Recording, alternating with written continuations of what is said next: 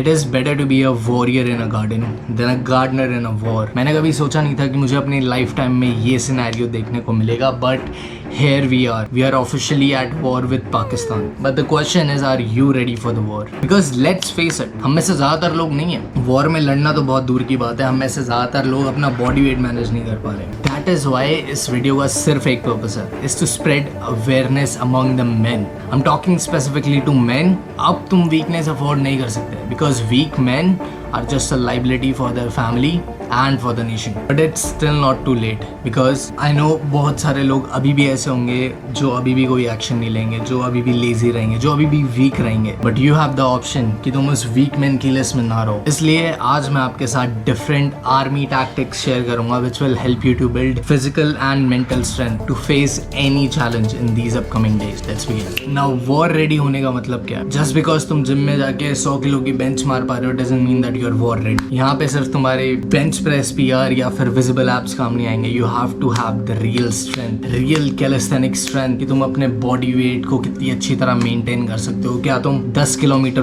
Walk कर सकते हो बिना रुके? क्या तुम बिना खाए सर्वाइव कर सकते हो? क्या तुम पैनिक सिचुएशन में काम रह सकते हो? That is what we need to work on. So for the next few days forget doing bicep curls. हमें अपनी फंक्शनल स्ट्रेंथ पे काम करना है, फाउंडेशन बिल्ड करनी है बॉडी वेट स्ट्रेंथ की. भारत एक ऐसा देश है जिसको पूरी दुनिया ने तोड़ने की कोशिश करी है, but here we are still standing strong. And मुझे अपनी आर्म्ड फोर्सेस पे भी पूरा भरोसा है that they can easily manage this operation.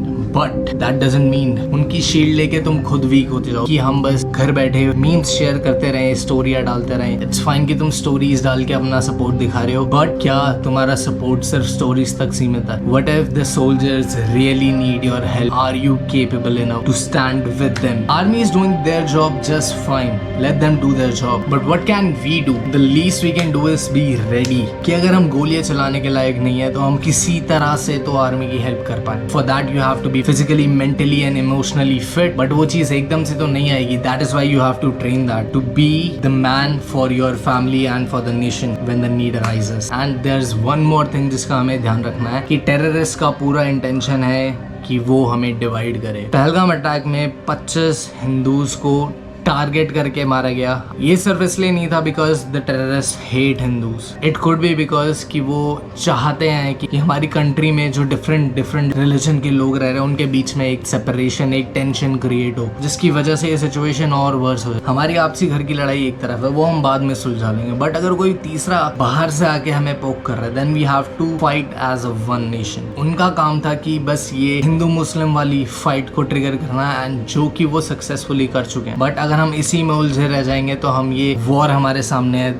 इससे कैसे डील करेंगे? तो we have to stay calm and fight with unity. अब बात कर लेते हैं how to be war ready. Of course I can not make you war ready और myself in just a one day, but we can try our best to be as fit as we can. That is why जो army tactics मैं आपके साथ इस video में share करूंगा वो आपके 3 मेजर फिटनेस एस्पेक्ट्स पे काम करेंगे. First is cardiovascular, because in a situation like this you have to have good stamina. Second, your physical strength, and third is your mental strength. We have to work on these 3 together to be prepared for a situation like this. Of course ये exercises काफी basic है, but we still have to practice them to make sure कि panic वाली situation में भी हम अपनी body को काम रख पा रहे हैं because we have trained for this. So first thing, cardiovascular, जिसमें आता है हमारा running, and of course हर इंसान का level अलग है, तो अगर आप running नहीं कर सकते then you should start walking long distance. Second, to build your physical strength we have 4 exercises: push up, pull up, squats and planks. These 4 exercises कितने sets और कितने reps करने हैं वो वीडियो के डिस्क्रिप्शन में आपको पूरा वर्कआउट रूटीन मिल जाएगा. You can follow that based on your current fitness level.